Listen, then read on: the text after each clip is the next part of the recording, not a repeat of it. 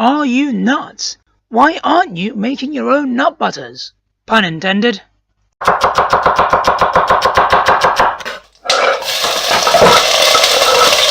Easiest, most basic thing is literally your nuts and a blender. That's all you need. All you need to do is just blend it. If you want it smooth, you just chuck them all in there and just blend until it's smooth. If you want to crunch, what you should do is pulse some of the nuts and then set some aside and then blend the rest and add them in later. You can salt it as much as you want or as little as you want. If you want a deeper flavour, you can roast the nuts before. If you want it raw, then don't. If you just can't be bothered to roast it, then don't. And just blend away. How long it actually takes will depend on how much nuts you're blending, which blender you're using, and also which nut you're using. I found that is the fattier nuts, macadamia, Brazil nuts, pecans, walnuts, pine nuts, they blend a lot easier and a lot smoother and they become a lot more runny, whereas the less fatty ones and also a bit higher in protein, peanuts, cashews, pistachios, almonds. Although technically peanuts aren't nuts, we'll set that aside.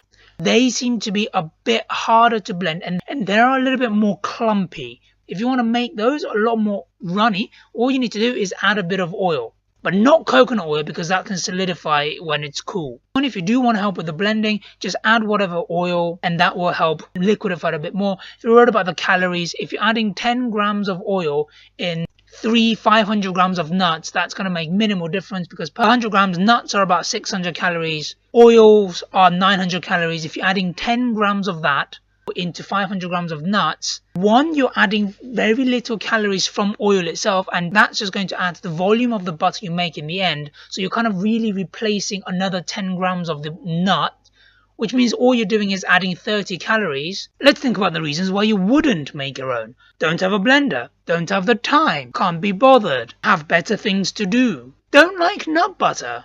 Well, that one's fair. Cheaper just to buy one. Love the flavour of your favourite nut butter. I'm sure everyone's got their own reasons, but let's think about why you should make your own. The biggest reason, I think, is you can make it just the way you like it. You want it raw? Don't roast it. You want it roasted? Roast it. You want it salted? Salt it. To the amount of saltiness that you like it. If you don't want it salted, don't salt it. Make it as sweet as you want and add whatever sweetener you want, whether that's sugar, syrup, honey, dried fruit, caramel, rice malt syrup, or any spice that you like. Want it cinnamony? Add cinnamon. Make as much or as little as you want in one go. And just look at that. And it can actually be cheaper to make your own. I'll go through that later in the video. But if you're saying that you don't have the time to do it, well, if it can save money, maybe it is worth doing. That will depend on just how much nut butter you eat, because that will determine just how much money you can save. And if it turns out to be quite a lot, then maybe it is worth doing it. And I tell you now, that was absolutely delicious. And when you just blend it, it's got a little bit of warmth from the frictional heat of the blender. And damn! And I will go into the details of how much money you can save depending on which nut it is. And I'll be talking about a lot of different nuts too. And seeds. Yes, that is the Hungry Caterpillar. But first things first, just how bloody damn difficult is it?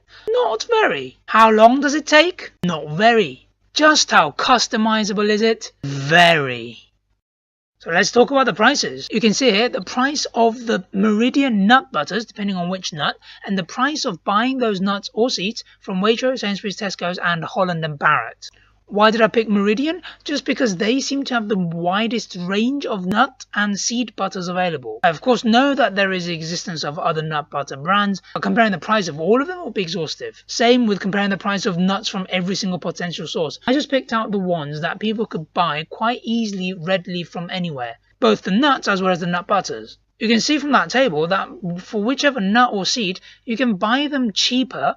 And for some of them, you can see that the nuts are about half the price of buying the nut butters. You can kind of imagine, like, all your nut butters are on half price. Whether this is actually worth it for you or not will depend on how much time and effort you're willing to put into it. And how much nut butters you do go through. Let's say you go through like 2 or 3 jars a week. I know people who go through more than that. And depending on which nut you're using, you could be saving something like £10 a week. Comes out to £500 a year. So let's say in fact you're actually going through 1 jar a week. That's still about £100 that you could be saving in a year. And hey, maybe you've been stopping yourself from buying the almond butter because it's more expensive than the peanut butter. But if you went and bought your almonds and made your own almond butter, it's the same price as buying peanut butter. Look at those pistachio and macadamia nut butters. They're about 5 times as expensive as the peanut butters. But if you make them yourself, it's only a bit more than 2 times as expensive as buying the peanut butters. So by making it yourself, you could try something that you wouldn't have let yourself buy. What I really recommend is if you've already got a blender, just try buying a little pack of nuts and make a little batch. See how easy it is and see how you like the taste, whether you like it or not. That way you can try new nut butters that you've never had before. Have you tried a macadamia nut butter? Have you tried a pistachio nut butter? Have you tried a sunflower seed nut butter? I don't know. If you haven't, it's pretty easy to try. If you don't have a blender, unless you go through a lot of nut butter in a year, buying a blender just for nut butters probably isn't worth it. But if you do have a blender, there's a lot of other things you can make. For example, tahini or hummus, energy bar snacks, soups, guacamole, all sorts of stuff.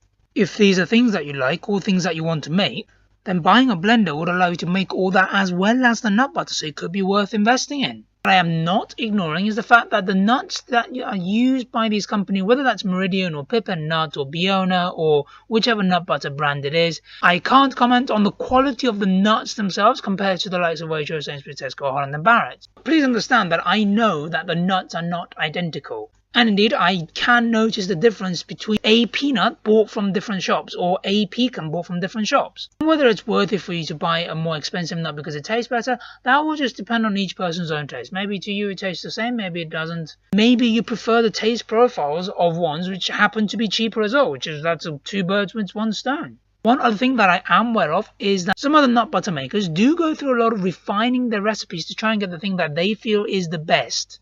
So I do accept that some of these nut butters are made through a lot of perseverance and are made to a very good standard with lots of procedural steps like roasting the nuts, grinding in specific ways, adding a specific amount of salt, as well as the exact proportions of a honey or a syrup that they add, like cinnamon, or the blend for the blending nut butters. And I'm absolutely aware of that. But what I do want to point out is if the objective is to have a nut butter, then it can be possible to buy and make your own for less money. But more importantly, you can then customize it in exactly the way you want. Maybe the one that you've been getting was always a little bit too salty or a little bit too sweet. But if you make your own, you can either make your own recipe or just taste as you go and you can adjust as you go. If it's not salt enough, add a bit more salt. If it's not sweet enough, add a bit more sweetener, whatever that may be. For me, it really is the customizability that is hands down the best thing about making your own nut butter. Because you can make a combination nut butter of your favorite nuts. You can make a hazelnut peanut butter one or a pumpkin seed and pecan one. And if you had a bit of cocoa in there, you can make your own Nutella.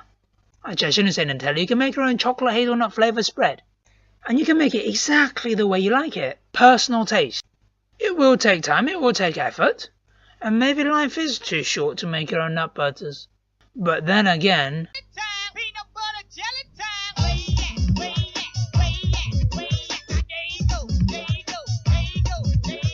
You heard the man.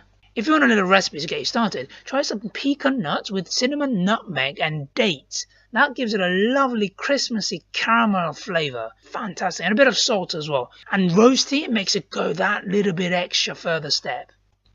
Thank you very much. I hope this got you inspired to go make your own nut butter.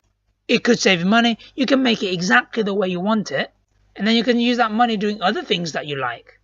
If you've got a friend who's just nutty for those nut butters, let them know about this. Comment if there's something that you'd like to see a value analysis of. Hit that bell to stay tuned to the different value analysis that I'm doing, the reviews of different products, as well as keeping you guys tuned about all the new interesting stuff that's out there.